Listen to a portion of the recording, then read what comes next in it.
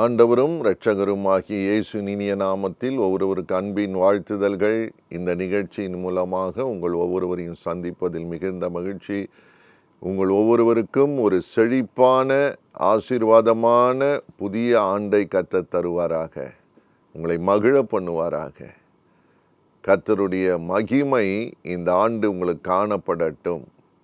கர்த்தருக்கு ஸ்தோத்திரம். இந்த நாளிலேயும் கர்த்தருடைய வசனத்தை தியானிக்கலாம். ஏசாயாவின் புத்தகம் 52ஆம் அதிகாரம் 10ஆம் வசனம் இப்படி சொல்லுகிறது: எல்லா ஜாதிகளின் கண்களுக்கு முன்பதாகவும் கர்த்தர் தம்முடைய பரிசுத்த புயத்தை வெளிப்படுத்துவார். பூமியின் எல்லைகளில் உள்ளவர்கள் எல்லாரும் நமது தேவனுடைய ரட்சிப்பை காண்பார்கள். கர்த்தருக்கு மகிமை உண்டாகட்டும். ஒரு வாக்குத்தத்தமான ஒரு வார்த்தை இந்த வசனத்தில் இருக்கிறது. கர்த்தர் தமது பரிசுத்த புயத்தை வெளிப்படுத்துவார். ஹல்லேலூயா. The Lord shall reveal his holy arm. கர்த்தருக்கு மகிமை உண்டாகட்டும். இந்த ஆண்டிலே கர்த்தர் உங்கள் ஒவ்வொருவருக்கும் தமது புயத்தை வெளிப்படுத்துவேன் என்று வாக்கு பண்ணுகிறதை பார்க்கலாம். அவருடைய புயம் காணப்படும். அவருடைய புயம் வெளியரங்கமாகும். கர்த்தருக்கு ஸ்தோத்திரம். அது எல்லாரும் காணும்படியாக நிரூபிக்கப்படும் என்று வேதத்திலே கர்த்தர் எழுதியிருக்கிறார். கர்த்தருக்கு ஸ்தோத்திரம். ஒருவேளை கடந்த நாட்கள், கடந்த ஆண்டு அவருடைய கரம் புயம் உங்களுக்கு வெளிப்படாமல் இருக்கலாம். இந்த புதிய நாளிலே, இந்த புதிய ஆரம்பத்திலே கர்த்தருடைய வல்லமையான வாக்குத்தத்தம் என்ன தெரியுமா? அவருடைய புயம் உங்களுக்கு காணப்படும். ஹல்லேலூயா. கர்த்தருக்கு ஸ்தோத்திரம். உங்கள் கடந்த நாட்கள் வாழ்க்கை தோல்வியானதாக இருந்திருக்கலாம், வெட்கப்படுவதற்கு ஏதுவாக இருந்திருக்கலாம், பல இழப்புகளை சந்தித்திருக்கலாம், எதிர்பாராத சோகமான சூழ்நிலைகளுக்குள்ளே நீங்கள் போயிருக்கலாம். இந்த வருடம், இந்த நாளில் கர்த்தர் உங்களோடு கூட பேசுகிறார். அவர் தமது புயத்தை எல்லாரும் பார்க்கும்படி உங்களுக்காக வெளிப்படுத்துவார் என்று. கர்த்தருக்கு ஸ்தோத்திரம். நீங்கள் விசுவாசியுங்கள். தேவனுடைய வார்த்தை அற்புதமானது. அன்பார்ந்த சகோதரனே, சகோதரியே, உங்களை பார்த்து கர்த்தர் சொல்லுகிறார்: என் மகனே, என் மகளே, உனக்காக என் புயத்தை வெளிப்படுத்துவேன். கர்த்தருக்கு மகிமை உண்டாகட்டும். ஏசாயாவின் புத்தகம் 53ஆம் அதிகாரம் 1ஆம் வசனம் சொல்லுகிறது: எங்களால் கேள்விப்பட்டதை விசுவாசித்தவன் யார்? கர்த்தருடைய புயம் யாருக்கு வெளிப்பட்டது? அந்த அதிகாரம் முழுவதும் இயேசு கிறிஸ்துவனுடைய வரப்போகிற பாடுகளை குறித்து விவரிக்கிற ஒரு ஆழமான மகிமையான ஒரு அதிகாரம் அது. It speaks of the sufferings of the Lord Jesus Christ. ஆனால் தான் அந்த புயம் யாருக்கு வெளிப்பட்டது என்று எழுதியிருக்கிறது. அவர் விசுவாசிக்கும்படி என்ன வேண்டும்? நமக்கு ஒரு அண்டர்ஸ்டாண்டிங் வேண்டும், ஒரு ரெவலேஷன் வேண்டும். எல்லாராலும் புரிந்து கொள்ள முடியாது. தேவனாக நமக்கு ஒரு வெளிப்பாட்டை தருகிற போது அந்த கரம், அந்த புயம் நீட்டப்படுகிறதை, வெளிப்படுத்துகிறதை நாம் அறிந்து கொள்ள கர்த்தர் நமக்கு செய்வாராக. கர்த்தருக்கு மகிமை உண்டாகட்டும். யோவான் 12ஆம் அதிகாரம் 37, 38 வசனங்களை வாசிக்கிற போது இயேசுவை அநேகர் விசுவாசிக்கவில்லையாம். அவருடைய கரத்தின் மகிமையை, புயத்தை வெளிப்படுத்த அவருடைய அவிசுவாசம் தடை பண்ணிற்று என்று வேதம் சொல்லுகிறது. இதே ஏசாயாவின் பகுதியை அங்கே சொல்லப்படுகிறதை பார்க்கிறோம். கர்த்தருடைய புயம் யாருக்கு வெளிப்பட்டது? அவிசுவாசிகளுக்கு அல்ல. நீங்கள் விசுவாசிக்கிற போது நிச்சயமாய் கர்த்தருடைய புயம் உங்களுக்கு வெளிப்படும் என்பதில் சந்தேகமில்லை. அவருடைய பரிசுத்த புயம் வெளிப்படுகிறது என்றால் அது ஆசீர்வாதத்தை குறிக்கிறது. It is a sign of blessing. நீங்கள் வாசித்து பாருங்கள். சிறு பிள்ளைகளை சீஷர்கள் இயேசுவினிடத்திலே கொண்டு வருகிற போது சில தடை பண்ணுகிறார்கள். மார்க் எழுதின சுவிசேஷம் 10ஆம் அதிகாரம் 16ஆம் வசனத்தை வாசிக்கிற போது அவர் அந்த சிறு பிள்ளைகளை தம்முடைய புயத்திலே, கரத்திலே தூக்கி கொண்டு அணைத்து கொண்டு அவர்களை ஆசீர்வதித்தார். கர்த்தருடைய புயம் ஆசீர்வதிக்கிற ஒரு புயம். God blesses the children. கர்த்தருக்கு ஸ்தோத்திரம். கர்த்தருக்கு மகிமை உண்டாக. அது ஆசீர்வதிக்கிற கரம் மட்டுமல்ல, அது ஆளுகிற கரம் என்றும் வேதம் சொல்லுகிறது. ஏசாயாவின் புத்தகம் 40ஆம் அதிகாரம் 10ஆம் வசனத்தை நீங்கள் வாசிக்கிற போது வேதம் சொல்லுகிறது, கர்த்தருடைய புயம் ஆளுகிற ஒரு புயம். He shows his rule.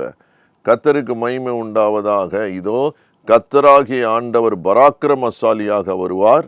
அவர் தமது புயத்தினால் அரசாளுவார். இதோ அவர் அளிக்கும் பலன் அவரோடே கூட வருகிறது. அவர் கொடுக்கும் பிரதிபலன் அவருடைய முகத்துக்கு முன்பாக செல்லுகிறது. அவர் தமது புயத்தினால் அரசாளுவார். கர்த்தருக்கு மகிமை உண்டாகட்டும். உங்கள் வாழ்க்கையை வேற ஏதோ அரசாண்டு கொண்டு இருந்திருக்கலாம். You were ruled by maybe your own thoughts, your own will, or there may be another force that was ruling over you.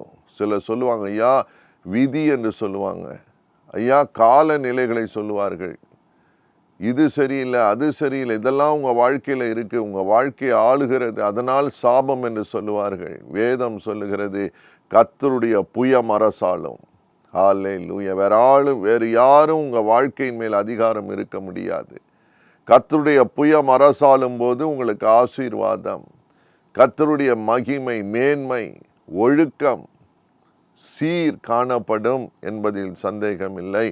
11ஆம் வசனம் சொல்லுகிறது, ஏசாயா 40:11, மேய்ப்பன போல தமது மந்தையை மேய்ப்பார், ஆட்டிக்குட்டிகளை தமது புயத்தினால் சேர்த்து தமது மடியிலே சுமந்து கறவலாடுகளை மெதுவாய் நடத்துவார். எத்தனை ஆசீர்வாதம்! அவர் புயத்தினால் சேர்த்து. அவர் அரசாளுகிறார் என்றால் என்ன அர்த்தம்? அவர் புயத்தினால் சேர்த்து கொள்ளுகிறாராம், மடியிலே சுமந்து கொள்ளுகிறாராம், மெதுவாய் நடத்துகிறாராம். எத்தனை பெரிய ஆசீர்வாதம்! இந்த ஆண்டு தமது புயத்தை உங்களுக்கு வெளிப்படுத்துவார் என்றால், ஹல்லேலூயா, சேர்த்து கொள்ளுவார், மடியிலே சுமந்து கொள்ளுவார், அவர் அற்புதமாய் நடத்துவார். நீங்களாக நடத்துவதில்லை, வேறு யாரும் உங்களை நடத்துவதில்லை. கர்த்தர் உங்களை நடத்த விரும்புகிறார். கர்த்தருக்கு ஸ்தோத்திரம், கர்த்தருக்கு ஸ்தோத்திரம். உங்கள் முழு வாழ்க்கையும் ஒரு மாற்றம் வரும்படி செய்வார். It will be a transformation, a total transformation. ஐயா, ஒரு நிலையிலிருந்து இன்னொரு அற்புதமான முழுமையான நிலைமைக்கு தேவன் நடத்த சித்தம் கொண்டவராய் இருக்கிறார். கர்த்தருக்கு ஸ்தோத்திரம். உங்கள் குடும்பத்திலே அதை காண்பீர்கள், உங்களுடைய வியாபாரத்திலே அதை காணும்படி செய்வார், உங்கள் பிள்ளைகளுடைய வாழ்க்கையிலே காணும்படி செய்வார், உங்கள் ஊழியத்திலே கர்த்தருடைய புயத்தின் ஆளுகை காணும்படி செய்வார், உங்கள் வேலையிலே கர்த்தருடைய புயத்தின் ஆளுகை காணும்படி செய்வார், உங்கள் குடும்பத்தில், பிள்ளைகளுடைய வாழ்க்கையிலே, உங்கள் பொருளாதாரத்திலே. கர்த்தருக்கு மகிமை உண்டாகட்டும். வேதம் சொல்லுகிறது, எப்படிப்பட்ட புயம் அது? பரிசுத்த புயம்.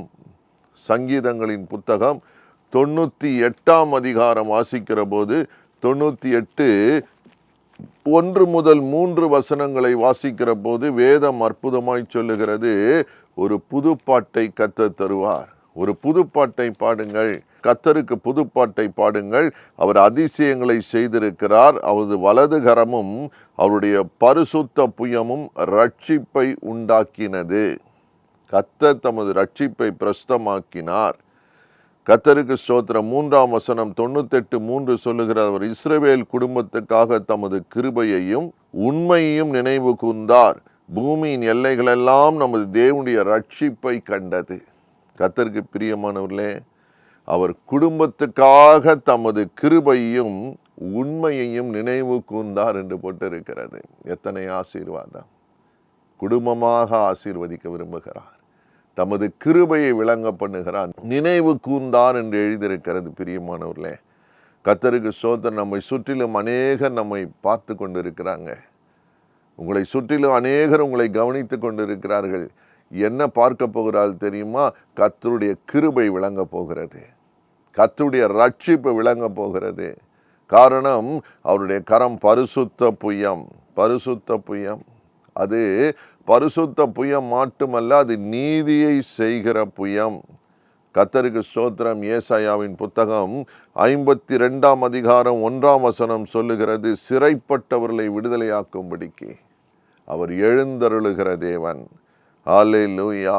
கர்த்தருக்கு ஸ்தோத்திரம். உங்கள் வஸ்திரங்களை தரித்து கொள்ளுங்கள் என்று வேதம் சொல்லுகிறது. நீங்கள் எகிப்துக்கு போனீர்கள், அசீரியர்களினால் சிறைபிடிக்கப்பட்டீர்கள்.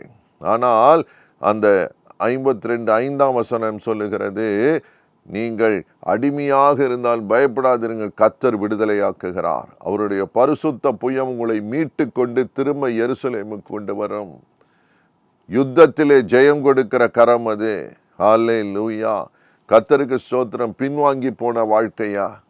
கடந்த ஆண்டு ஒருவேளை சூழ்நிலைகளினால் சோர்ந்து போய் ஜெபாவியை இழந்து உங்கள் அபிஷேகத்தை மட்டுப்படுத்தி விட்டீர்களா? உங்கள் விசுவாசம் குன்றி போய் விட்டதா? அவருடைய பரிசுத்த புயம் வெளிப்பட போகிறது.